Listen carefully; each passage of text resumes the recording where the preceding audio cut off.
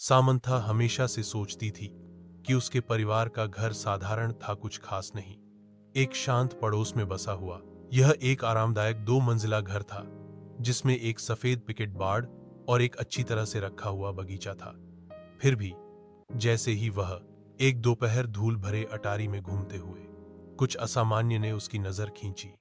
दूर के कोने में भूले हुए बक्सों के ढेर के नीचे उसने फर्श के तख्तों के नीचे छिपा हुआ एक संकरा ट्रैपडोर देखा।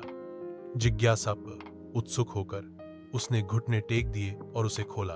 नीचे जो छोटा सीढ़ीनुमा मार्ग था वह एक मंद पुरानी सुरंग की ओर ले गया। दीवारें पत्थर से बनी हुई थी और भीतर से एक धुंधली ठंडी हवा फुसफुसाती हुई प्रतीत होती थी। दिल तेजी से धड़क रहा था। सामंथा सावधानी से नीचे उतरी। उसकी टॉर्च की रोशनी अंधेरे को चीर रही थी। सुरंग उसकी उम्मीद से कहीं ज्यादा लंबी थी, धरती के नीचे मुड़ती और घूमती हुई। वह हिला नहीं पा रही थी। यह भावना कि वह अतिक्रमण कर रही थी कि कुछ उसका इंतजार कर रहा था। एक अनंत काल जैसा लगने के बाद सुरंग अंततः एक छिपे हुए कमरे में खुल गई। दीवारें पुरानी किताबों की अलमारियों से सजी हुई थी।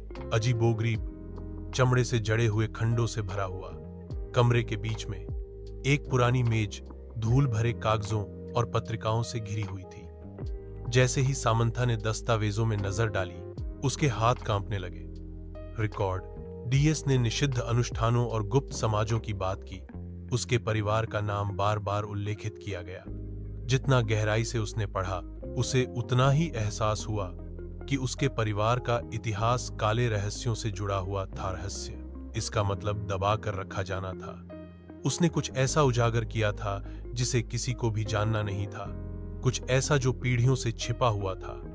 जैसे ही खोज का बोझ उस पर पड़ा, उसने सबसे धुंधली उसके पीछे से एक आवाज आई, एक फुसफुसाहट, धीमी और कंपा देने वाली। वह अकेली नहीं थी।